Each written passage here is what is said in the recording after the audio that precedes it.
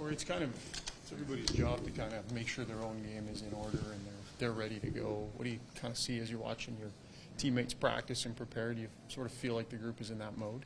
I think so. When the season ends, there's just a different feel in the air when playoffs approach, and you can feel it in the dressing room, you can feel it in just talking to everybody, and everybody's excited. Does it take time for you to kind of get, acclimatized, I guess, to the postseason emotions and all that kind of stuff throughout your career, just being able to kind of, I guess, control the excitement or whatever that comes with being in the playoffs?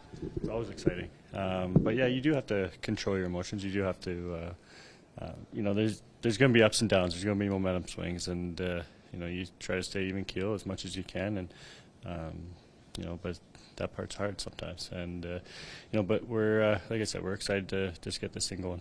Corey, I think you're friends with Doughty. What's it like playing against Doughty? Been on 2 Olympic teams with him, and you think you're London and stuff. Yeah, we're kind of.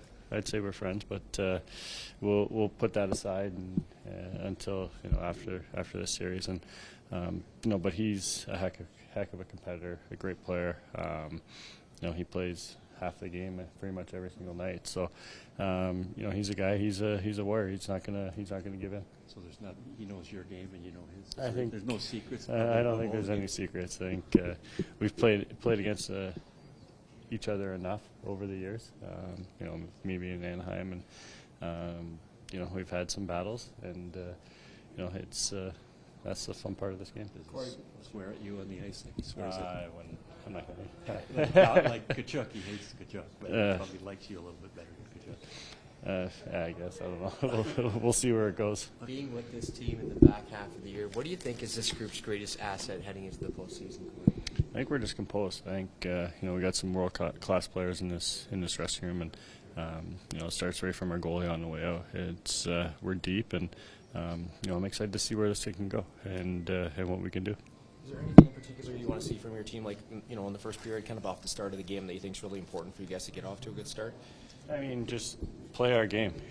We know how they play. It's we know their system, and you can't give in right away. You have to be patient with them, and we've talked about what we want to do and how we want to play. But it's exciting. We're at home for the first game, and the crowd's going to be into it, and everybody's going to be into it. So you just got to try to keep your emotions in check. You've started the playoffs with teams that were supposed to win the cup. You've started with probably underdogs. You've pretty much run the whole thing. The feeling here, what's your feeling here compared to, what's your experience tell you about this team and this playoff run? Well, you can't get your hopes too high or your hopes too low. I mean, you just have to be able to.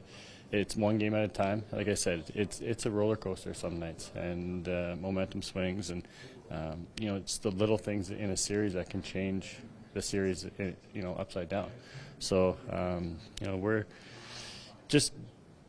You just got to take one game at a time. Like I said, it's I've been on both sides where you're not supposed to get by the first round, or you're supposed to get by the first round and you don't. So you never know what's going to happen. You just got to go out and just play hockey and see where it goes. So, a player like you've been through so many playoffs.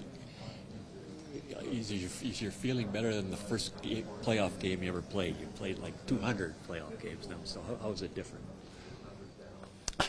How's it different? Like when you were so much younger, were you just hyped up so much that you couldn't play?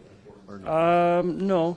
No. I've been pretty good about keeping my emotions inside and the butterflies down and just playing hockey. But it's always exciting when the playoffs start.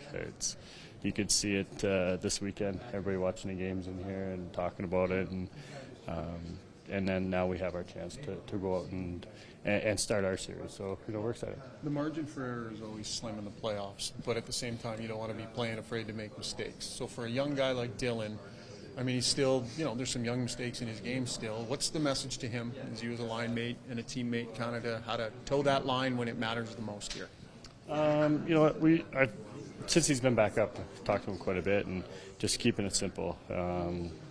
Like you said, everything's magnified in the playoffs, and but for him, it's just a matter of like what I've said to him is just keep the puck going forward, and it's in at one blue line and out at the other blue line. That's all that really matters. So make them come 200 feet, and it's just the little things that you have to continue to talk to them about, and I think I've been doing that a little bit.